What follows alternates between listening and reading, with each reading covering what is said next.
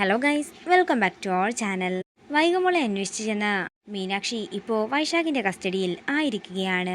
എല്ലാത്തിനും അവിടെയും കാരണക്കാരി മൈഥിലി തന്നെയായിരുന്നു. മൈഥിലിയാണ് മീനാക്ഷിയെ പുറകിൽ നിന്നും അടിച്ചു വീഴ്ത്തുകയുണ്ടായത്.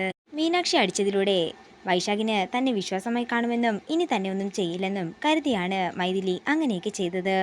എന്നാൽ മീനാക്ഷിയുടെ ബോധം മറഞ്ഞ ഉടൻ തന്നെ മൈഥിലിയുടെ കഴുത്തിന് പിടിക്കുകയും മൈഥിലിയെ കെട്ടിയിടുകയും ചെയ്യുകയാണ് വൈശാഖ്. എന്താണെങ്കിലും ഇനി നീയും ഒന്നിച്ചുള്ള ഒരു ജീവിതം എനിക്ക് വേണ്ട, അതൊട്ട് ഞാൻ ആഗ്രഹിക്കുന്നുമില്ല. അതുകൊണ്ട് നീ ചാകുന്നത് തന്നെയാണ് നല്ലതെന്ന് പറഞ്ഞുകൊണ്ട് മൈഥിലിയെ കസേരയോട് ബന്ധിപ്പിക്കുകയാണ് വൈശാഖ്. കൂടാതെ മൈഥിലിയുടെ കഴുത്തിനും വൈശാഖ് തൻ്റെ കത്തി വെച്ച് കീറിവിടുന്നു.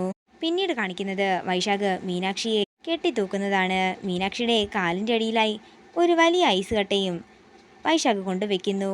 ഈ ഐസ് കട്ട അലിയുമ്പോഴത്തേക്കും നീയും പരലോകത്തെത്തും, അതേസമയം തന്നെ ഇവളും എത്തിക്കോളുമെന്ന് പറഞ്ഞ് പൊട്ടിച്ചിരിച്ചുകൊണ്ട് വൈശാഖ് അവിടെ നിന്ന് പോവുകയാണ്. പിന്നീട് കാണിക്കുന്നത് കാർത്തിക്ക് പകരമായി ചാർജ് എടുത്തിരിക്കുന്ന പുതിയ ACP ആണ്.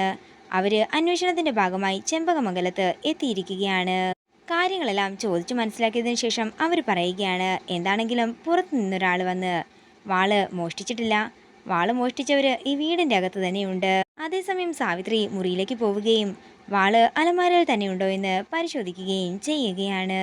അതിലെ പോകുന്ന നന്ദിനി ഇത് കാണുകയും ഞെട്ടലോടെ നിൽക്കുകയും ചെയ്യുന്നു. പിന്നീട് കാണിക്കുന്നത് പുതിയ ACP പറഞ്ഞ കാര്യങ്ങളെല്ലാം കേട്ട് ഞെട്ടലോടെ നിൽക്കുന്ന കാർത്തിയെയും മാലതിയെയും രാജലക്ഷ്മിയമ്മയും കൈമളിനെയുമാണ്. അതേസമയം മൈഥിലി മരണപ്പെട്ട് കഴിഞ്ഞിട്ടുണ്ടായിരുന്നു. മീനാക്ഷിയുടെ കാലിൻ്റെ അടിയിൽ നിന്ന് ഐസ് ഉരുകുകയും അല്പനേരത്തിനുള്ളിൽ മീനാക്ഷിയുടെ കഴുത്തിൽ കെട്ടുമുറുകും എന്നുള്ള നിലയിൽ നിൽക്കുന്ന മീനാക്ഷിയെ കാണിച്ചുകൊണ്ട് പ്രൊമോ വീഡിയോ ഇവിടെ തീരുകയാണ്. വീഡിയോ ഇഷ്ടമായെങ്കിൽ മറക്കാതെ ലൈക്ക് ചെയ്യുക, ഷെയർ ചെയ്യുക, കമൻറ്റ് ചെയ്യുക. കൂടുതൽ സീരിയൽ അപ്ഡേറ്റ്സിനായി മറക്കാതെ സബ്സ്ക്രൈബ് ചെയ്യുക.